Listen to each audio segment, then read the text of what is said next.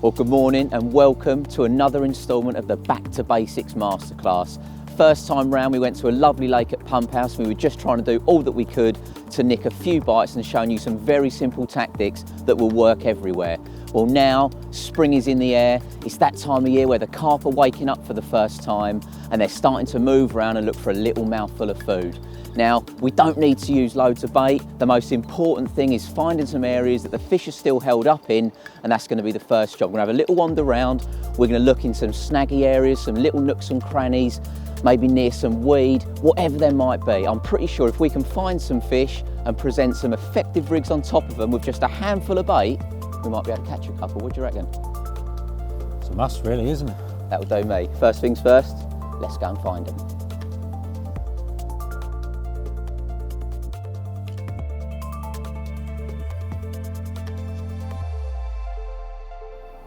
Now, when you're doing what we're doing now, AJ, and trying to find fish, and you're expecting to find them in really, really close, you've got to make sure that you take your time going into the swim. The last thing you want to do is go in all guns blazing, being all big, all brash, breaking sticks with your feet, because any little noise is going to spook them if they're in really close. Okay. So you've got to creep in, keep your profile as low as you can. And another little tip, whilst I know you've done your hair all nice for us, Oh, that was especially for you. stick one of them on instead.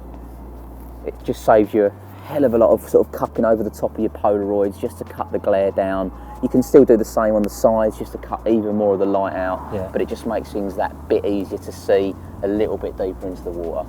Okay. Now, the water does look a little bit cloudy here, a little bit coloured, and I'm not saying that fish have fed here recently, but it would suggest that they have been feeding. So that's a really good sign. We'll carry on looking up at a few more, Okay. and hopefully get some rods in the water.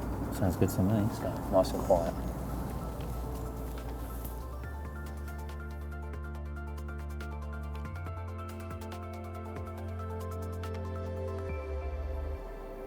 Now this sort of area, AJ, Yeah. looks absolutely prime, because what you've got cover both sides of the swim and kind of all around it. Even from us, you know, we've got to make our way through to get to the lake, so that's going to make it harder for the fish to see us when we're doing our baiting up in bits and pieces. But what you've also got, that with all this cover, the carp will be coming really close to this margin. But the beauty is, if we present a bait just down here, we're far enough away from the potential danger zones. Okay. So we're going to fish locked up. We're going to be fishing what we call hit and hold tactics. So you're going to get a bite. All the fish can do is kite one way or another. Yep. Now, when you get that bite, and I say when, because it is going to happen, what you do is you just sort of pick the rod up as you normally would. You haven't got to worry about engaging the bite and run system, because you're just going to be using the clutch. And the easiest thing to do, rather than trying to gain line quickly, Yeah. you just simply take a few steps back, and then you'll naturally gain in line without having to worry about winding down. Okay. This, to me, looks like a great starting point.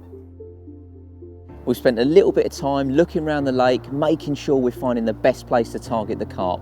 And what we did, walking up this margin up to my right and opposite me, we found a couple of areas that definitely hold fish. Saw them up on the surface, not exactly where I planned to get the hook baits positioned, but near enough to it to know that once there's a bit of bait in the area, they will definitely come down and have a little look for it. The swim we've picked definitely gives us the best access to it. It's a direct line across to that far margin. So without me chatting on, going to help AJ, get him set up, going to get a couple of rigs in the water.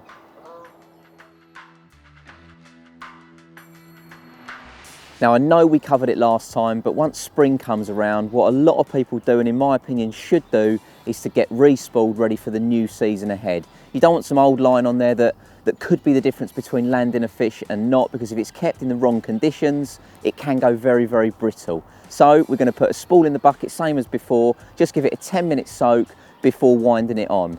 However, I'm also going to give you an option that could help you save a little bit of money as well. What you'll often find, when you've spooled up from last year, you've put probably 300 yards onto your spool, and arguably the back 200 yards has never seen the light of day, so it's more or less brand new. So what we're going to do, we are going to cut the line off of one spool and completely empty it. I'm then going to tie the old line from one spool straight onto the second one and wind it on. So all the old lines going to the back, never to see the light of day again, and all of that stuff that's still fresh on the first spool is going to be at the top ready to go. Now, it will probably look a little bit crinkly to start with, where it has been a sort of compressed underneath line for such a long time, but once it's wet, once it's been cast a couple of times, it will literally be as good as new. And what we'll do the session using one rod on the old line and one rod being brand new spool, just to show you that there isn't a great deal of difference and you can save yourself a few quid by doing it. One thing I do want to stress to you, no matter where you do your respooling, obviously it's a little bit odd to be doing it at the lake, and you'll probably be doing it in the comfort of your kitchen, your garage, somewhere like that. But when you're taking that old line off, please make sure you cut it up into small bits before putting it into a bin. It's all well and good, I've put it into the rubbish. If it's this big bird's nest full of line, goes off to the tip somewhere, and unfortunately animals peck away at it and they can get caught up, and it can cause some severe damage to the environment. Please cut it up into the smallest bits you can, just to make sure that doesn't happen.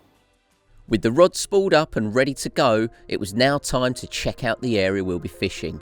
For this, we'll need a marker lead, specially designed to feel what's out there on the lake bed. With a couple of casts out, it was clear to see that there was a small amount of debris on the bottom, which you'll have to bear in mind when choosing a rig for this session. That now done, it was time for AJ to prepare the bait. We opted for mainline cell boilie in 15mm, but also chose to fish half baits. The cutter offers several advantages. Half baits will rest better on marginal weed and debris, the baits will make far less splash than a round one, and you get twice as many food items for the same amount of boilies, keeping the fish in the swim for longer and saving you money.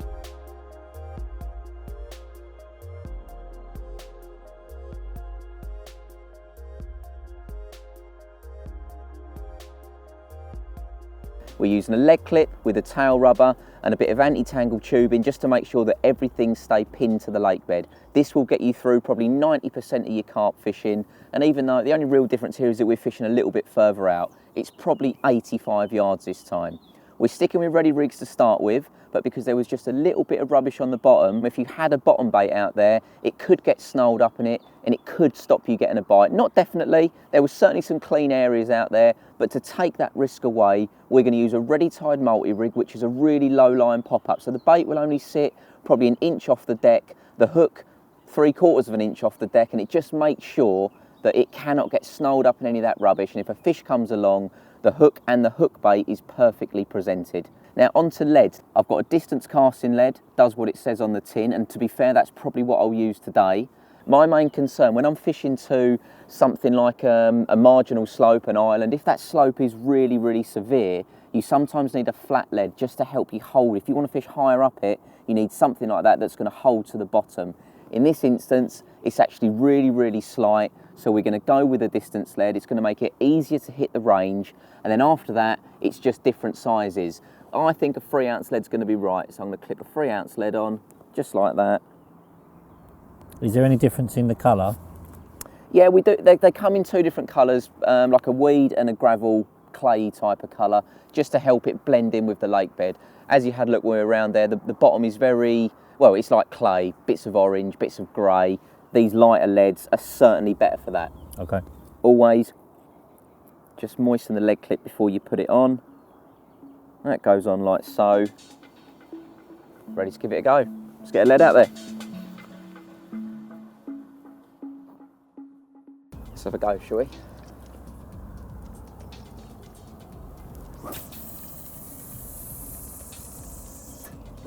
Okay, so that's clearly well short of the spot. Yeah. So what I'm going to do, I'm going to let about a good couple of rod lengths further back into the line clip.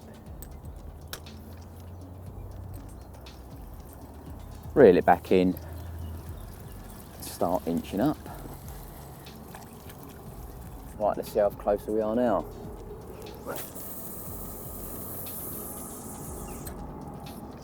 Still a way to go.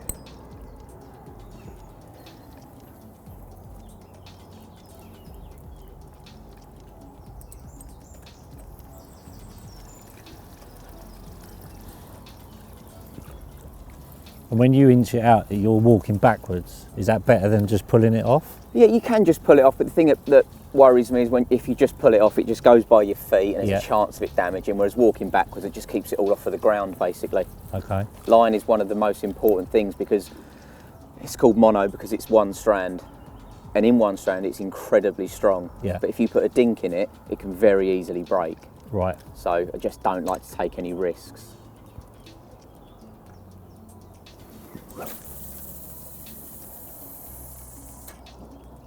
So we're getting there now. So that's still not quite tight enough.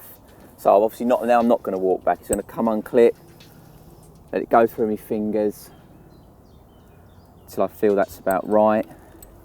But we are very nearly there. But can you see watch me cast this time, because it's not just a case of standing there and let my arms do everything. I'm using my whole body to cast. Yeah. So I'm leaning back, my weight's on my back foot. Let's get the lead back in and I'll do it in slow motion for you to give you an idea.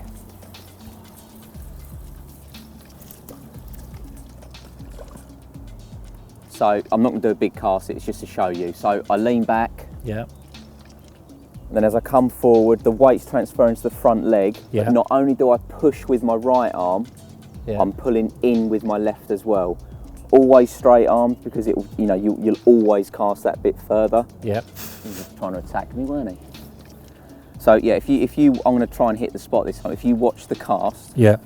but not just the rod, watch what the whole body's doing, because it's important when you're starting to push yourself to ranges you've not fished before.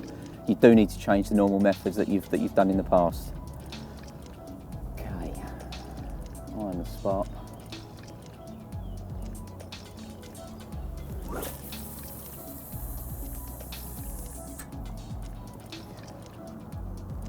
Going to give that a couple of tiny more turns, and I think we're just about there.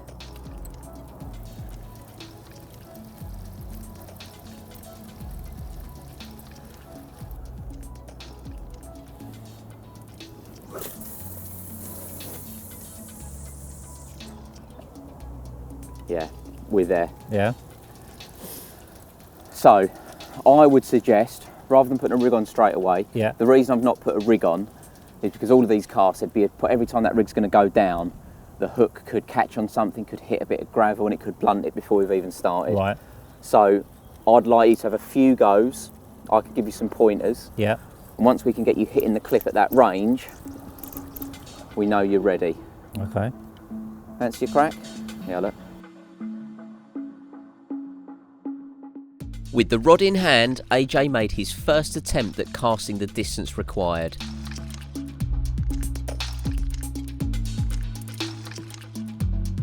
The first two casts landed just short of the spot, so I decided to change the lead size from 3 to 3.5 ounce. This would hopefully make it easier to reach.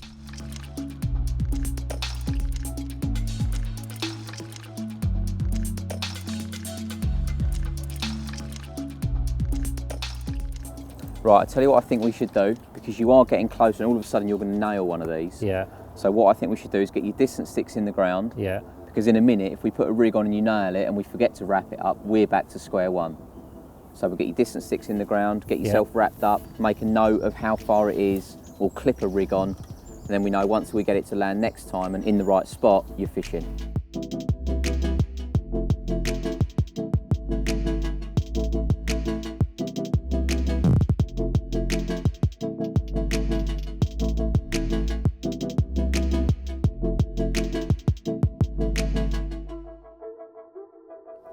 Right, AJ, this is the rig that I sort of chose for you to use. Okay. It's already tied, it's called the multi-rig. It's actually incredibly simple to tie. It's kind of a rig made up of 2 loops. Because if you can see this end, Yeah. you've got one big loop, and then at the other end we've attached a loop to the quick change swivel as well. Yeah. I doctored it slightly because I wanted to make it as anti-tangle as possible for the range that you're fishing. Yeah. But essentially, should you decide that the hook has become a bit too blunt, remember how do we test it?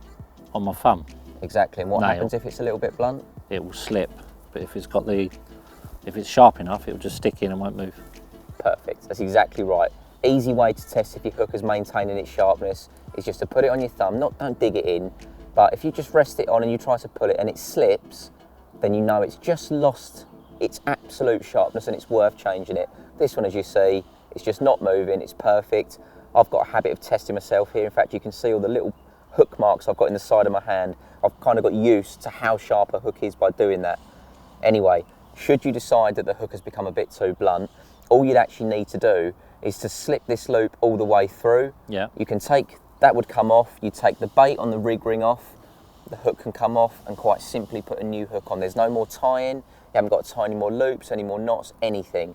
It's that quick and efficient, so it's a really, really good rig. That's not the reason I wanted to use it though. After we were around that side and we noticed exactly how many little bits of twigs and bits of weed there were on the bottom that we picked up on the marker lead, I knew that by putting a bottom bait over there, whilst we probably would still get bites, there was an element of doubt that our hook could become obscured. Now this is such a nice rig because by positioning the shot where we've got it, we've only got the hook and the hook bait about 1.5 to 2 inches off the ground, so it's still very, very low lying. So over a little handful of boilies as you've been doing, it doesn't look out of place. Onto this end and the anti-tangle side of things, it's all well and good getting a rig all that way, but you need to know that when that lead hits the spot you want it to hit, that your rig is definitely presented. And by doing the few little changes that we've made, that's exactly what's happened. So we've got a lead clip here, got a size 8 quick change swivel. We loop our rig onto it, and over the top of that I've added an anti-tangle sleeve. And when that's all pulled in, there is nothing that can make that rig tangle. There's no bit sticking out. This anti-tangle sleeve is constantly forcing that rig away from the lead clip. So once the lead has gone crashing through the water, the anti-tangle sleeve pushes the rig away, and because the rig is tied with camo coated hook link in 20 pound, called camo because as you can see it's got a couple of different colours across its length, which helps it to break up its appearance on the lake bed. It doesn't stand out like a sore thumb, it's very well camouflaged. But that pushes it away with that little piece of shot there and a well-balanced boilie. That pushes away and comes to rest as far from the lead as it possibly can, which is exactly what you want. Now that's not only important from an anti-tangle point of view, we know full well that carp get away with it. They pick your rig up and don't always get hooked. Now, if you use a really supple hook link, like a soft braid, they could pick it up, spit it back out, and it all lands in a heap, and it's not presented. But because of the way this is set up, a fish picks it up, rejects it, it pushes away, and it's reset for when the next carp comes along. So it's doing everything for you. Behind that though, you've still got to make sure you've got stuff in position, again, to aid that anti-tangle purposes. So there's a tail rubber that goes over the top of the leg clip, and then nice and flush inside the tail, so there's no extra lips. You can feel that, it's almost like a continuation, nothing for the hook to get caught on. We've got the dark matter tungsten tubing. Very, very heavy, about 3 times heavier than lead core, a little bit thicker, but your line simply threads straight through the middle, and it ensures that whilst those fish are feeding, the bit that's in the danger zone, if you like, is completely pinned to the bottom. And again, it's all in your favour, so the carp are not getting spooked, the line or whatever's behind it is not getting caught in their fins, and they can just feed around and hopefully pick it up. Now, that pretty much covers everything, which means only one thing left to do. This is about 22.5 wraps away from where it should be. About?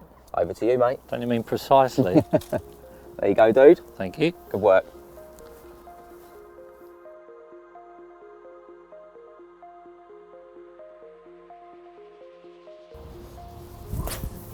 That's a bit early. Get in there, mate. That's a rod length short probably. Push and pull with that left. You got the tip speed there, mate. It's just that release point is what is holding you back.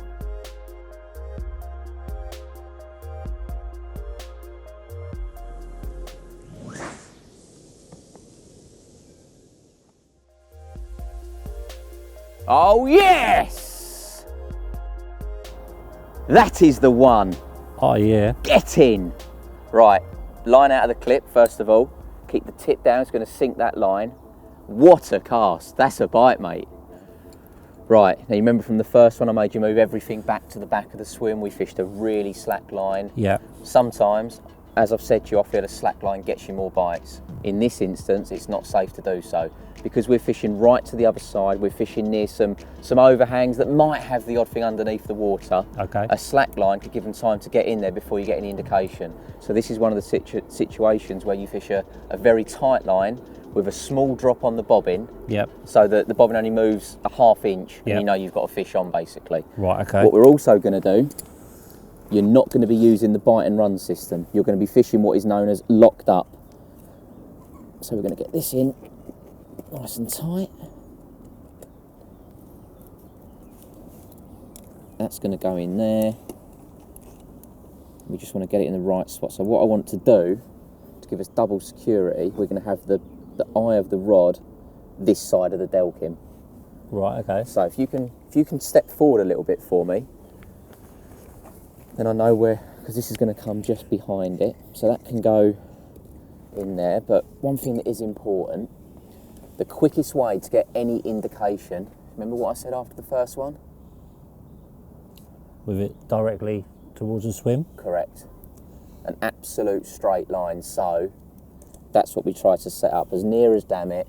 Right. We want that line to look like it's leaving the rod on a jet course, and that's where it is. So if you can just grab the rod again for me, just so I can put that there.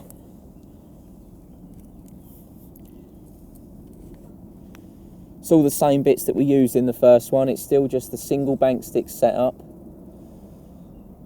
Your rod is going to click into there nicely, so that's giving you extra security as well. Yep. But as you can see, I'm going to get the handle down. There we go. So where would you put the bobbin now in comparison? Is it before the butt? Or? No, we'll have it this side. I'm just going to get this. I'm going to get the clutch set so that the fish is not going to take any line. So that's still that's a tight clutch. We're not, like I said to you, we're not going to engage the bite and run system. No. Because they're not going to be able to take any line. That cast was so perfect, I can't explain to you how perfect it was. They can only go left or right. Yep. So that means they're kiting on a tight line, so they don't ever take any line. So now, we get the bobbin on. We want a slight drop on it. Yep. I'm going to give it a little bit more slack than that. That'll do.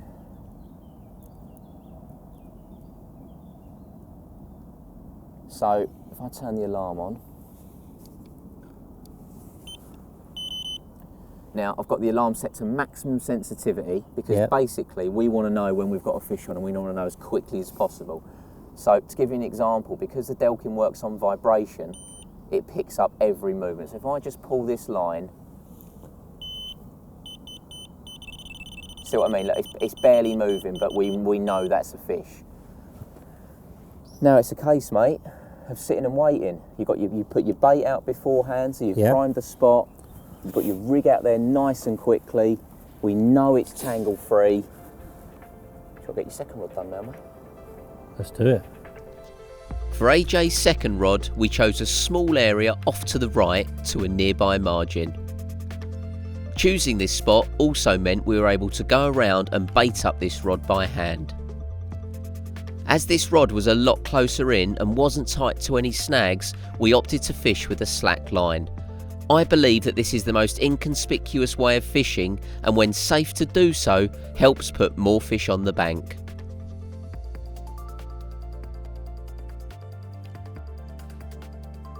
The trip so far has definitely been about AJ's casting. Not only am I pushing him, trying to get him to distances that he's never reached before, but I'm not happy until it's literally flicking a bush on its way in. He's finding it a bit tough. There's a lot to think about. When you've not fished at that range before, you've quite literally got to get everything absolutely perfect to nail the cast. He has managed to do it a couple of times. He's improving all the time, and I'm pretty sure that by the end of this trip, he'll be nailing it almost every single time.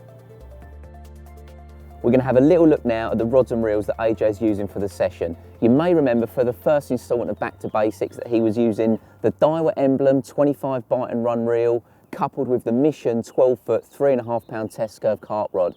Well, as I explained then, and I'm going to go through now, they were capable of casting much further, so that's why he's using exactly the same kit again.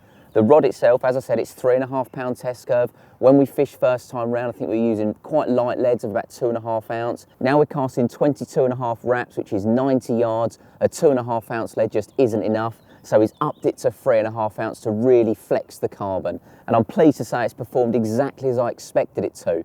They recover quickly, they're back to straight, allowing the line to pass through the rings nicely, making casts of 90 yards more than comfortable. It's a sleek design, it's got a lovely full shrink wrapped black handle and pretty much black throughout. Black whipping, black rings, and it, like I say, it just looks the part. And onto the reel itself. Now, lots of people believe that when you're casting ranges of 80, 90 yards plus that you have to have a big pit reel, and that couldn't be further from the truth. To aid the casting, you've got an alloy lip spool here, which just means the line can come off much freer, so it's not hindering the cast. It's got the bite and run mechanism at the back, so if you're fishing in open water, you'd get your lead settled, you engage it, the fish takes line, and it can freely take line off of the spool, and you haven't got to worry about your rod getting taken in. But as soon as you pick up, start to reel in, the bite and run system re-engages, and then it's all down to the drag at the front. Very, very smooth. So personally, I actually like to play the fish off of the back wind, always have done, but if you prefer to use the drag, then it's nice and smooth. Just the odd little turn here to allow the fish to take line as you feel it needs to. But as I mentioned, underneath the bottom, you've got a small switch here which engages the anti-reverse. I think you either play fish one or two ways. You let the drag do the work, or you're happy just to wind backwards as the fish swims away from you. I'm in that school. I know that AJ prefers a drag, so it would literally tick all the boxes for any angler. And finally, like I mentioned on the rod, we like things to look good, don't we? All in black again, nice and sleek, nice and small, looks the part, but most importantly, twin together, they both do exactly what they say on the tin. That's fine. Hang on. Yep, go on AJ. Walk backwards. Fish on. Well, there you go. It didn't take very long. It just shows the importance of getting that cast right. We've put a lot of casts out into that area, and you could think that could spook all of the carp out, but when you get your rig in the right position, you can still get very, very quick bites. It just shows the importance of getting it absolutely bob on. Just gone round the back of them pads, but if you just keep a tight line, they're so thin that he'll come round. That's it, he's coming. Don't give him too much.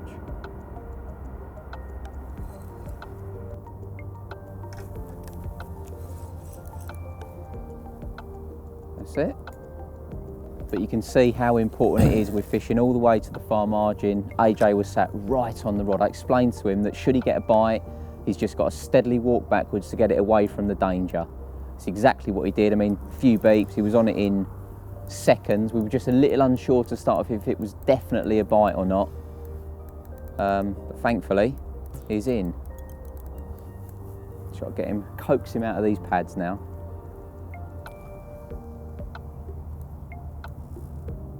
Yep. There we go, good work. It's quite an important thing. When fish go into any sort of weed, pads, anything like that, patience is king. Don't try to pull their heads off, because all you'll inadvertently do is pull the hook straight out of its mouth.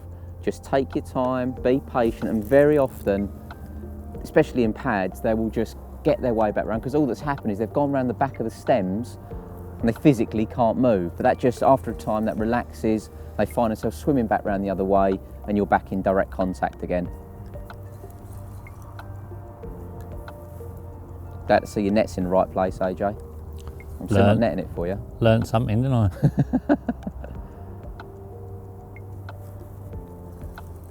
As always, this is the point. Make sure your clutch is set nice and loose, just in case it gives a lunge, because you've not got any stretch in your line now.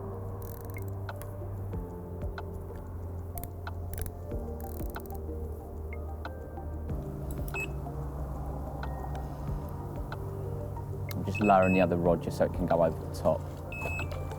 No point in taking any risks. I know I'm harsh, but I'm not that harsh.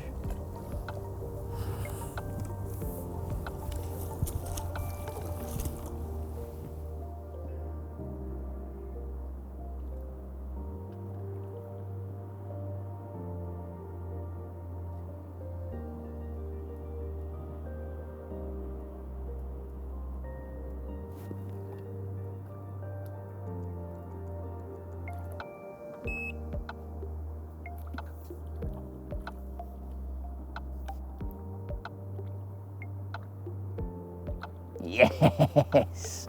Well done, mate. Yes. Now, I really punished AJ. I wanted him to get that rod exactly where I felt it had to be. Took a number of casts, but I'm pleased to say that within probably 30 minutes of him getting there, even after all of those casts, he's very quickly had a bite. He's got a lovely common in the net of 15 or 16 pound, I guess, but it just goes to show you that close enough just ain't good enough. You get it right, you get a bite. It's as simple as that. Before weighing the fish, you've got to make sure that your sling is ready to go and zero to the scales. You've got your water bowl, your propolis, and your scales all ready, all next to where you plan to take your photos.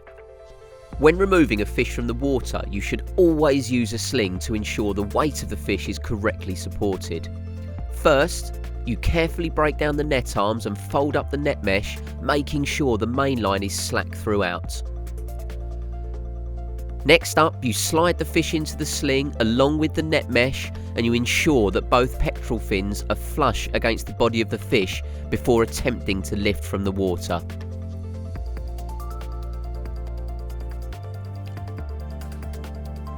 Next, you bring the fish to the mat and open up the sling to have a proper look at your prize. You're almost at the stage where you can have your photo taken, but before you do, there's a couple more key steps that you have to follow. Firstly, you locate and remove the hook carefully. You then slide the net mesh out from underneath the carp, ready for the fish to be weighed.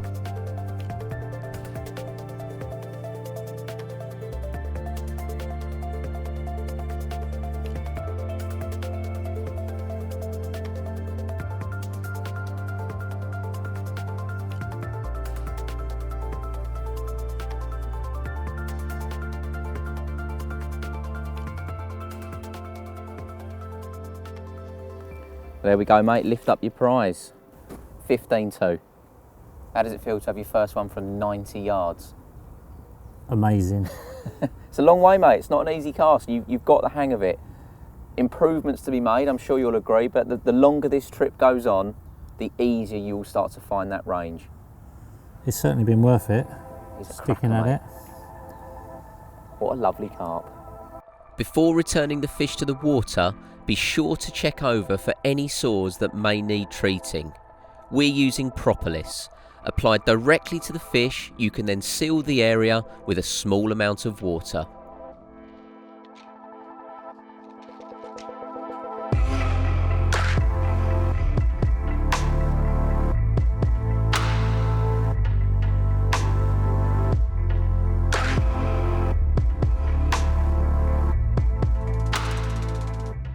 With the fish safely back in the lake, AJ's first job is to bait up. When snag fishing, this should always come first before getting the rod back out, because if a bite happens while he's on the other side of the lake, then there's a high chance the fish could snag him up. Well, as you can see behind me, AJ is beavering away, getting his rod ready again. With this type of situation, you don't know how long the fish are going to be round in that zone for, and you, as always, need to try and make hay while the sun shines. He's getting a fresh bait on, the hook is still perfectly sharp and good enough to go again. Just checked it on my thumbnail just to make sure it's not sliding, just checking how sharp it is. It's absolutely perfect. Fresh rig, re-wrap it back up, get it back on the spot. Boy's done good.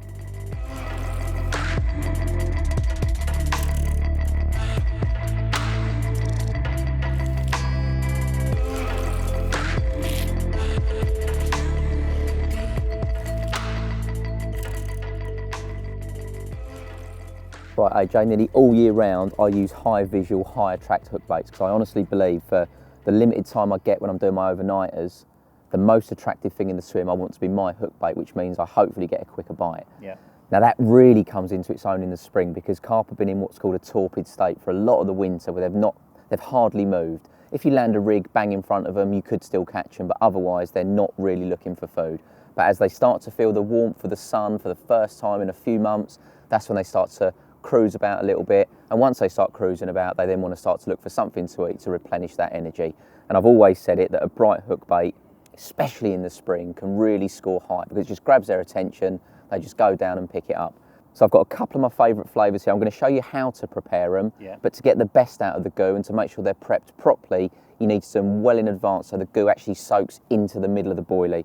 So first up, it says a wafter on the tub, but that's because I've used loads of different tubs. It's actually IB pop-ups in here, 14 mil, soaked for a long time in pineapple goo. So what was the original colour?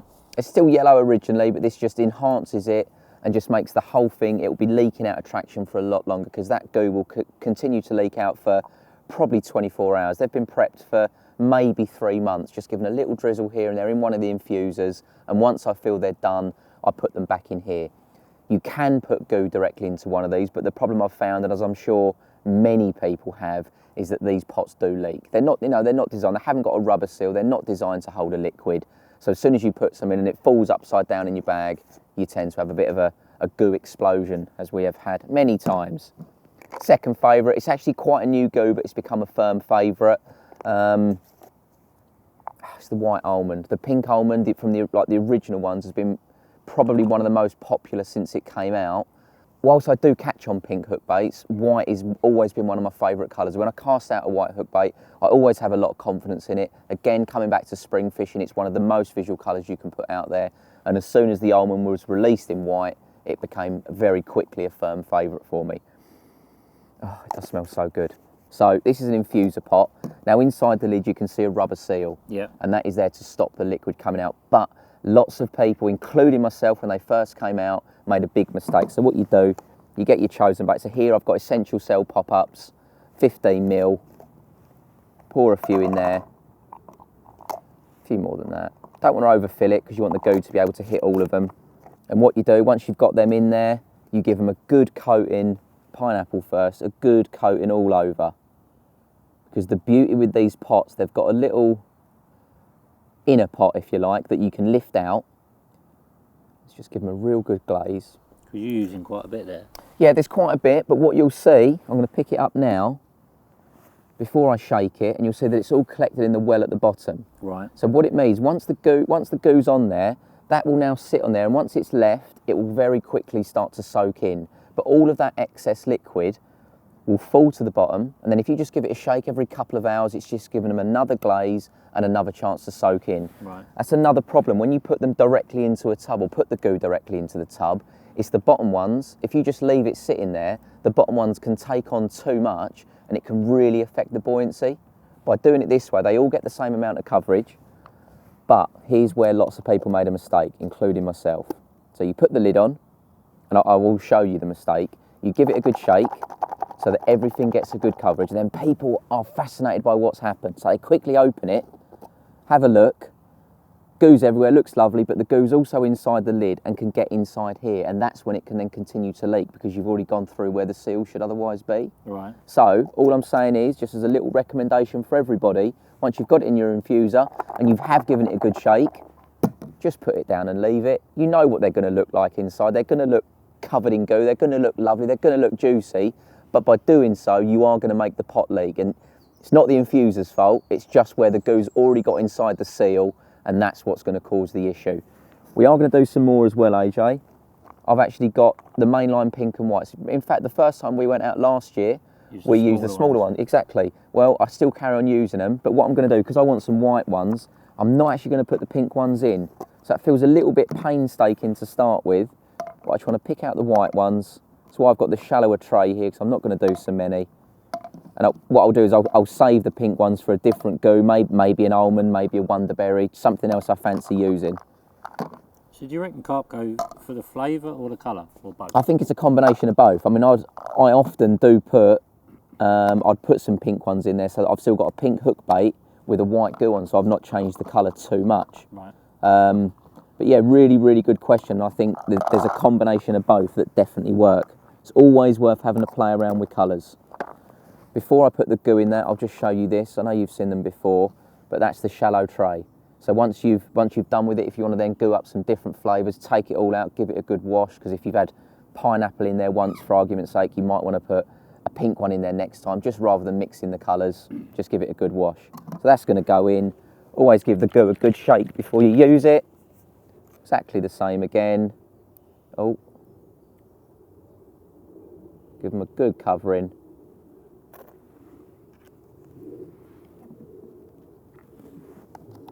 Lid back on. Give them a little shake. And there you go. Now, and what I'll do, like I said, those ones that we've been using on this trip, they've been prepped for about 3 months probably before they go back into a pot. It doesn't have to be that long. Realistically, if you can, set yourself a bit of time aside, give them at least 3 weeks, 3 to 4 weeks of checking them, top up a goo if you need to, because that will soak it all into the core of the bait. And like I say, for the length of time you're fishing, it's the most attractive thing in the swim. Firmly believe that once they come in over a bed of bait, your hook bait is one of the very first things that get picked up.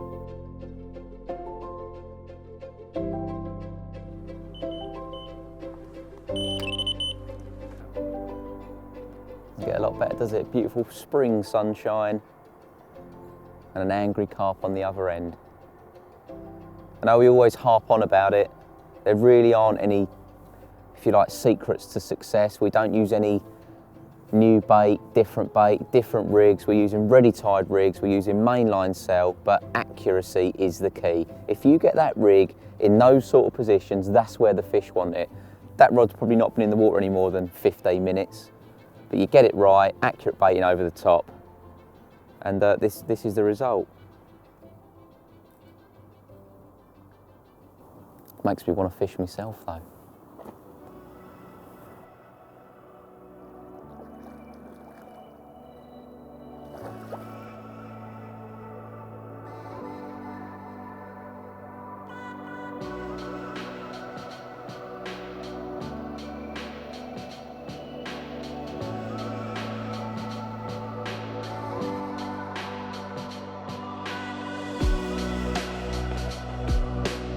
Yes!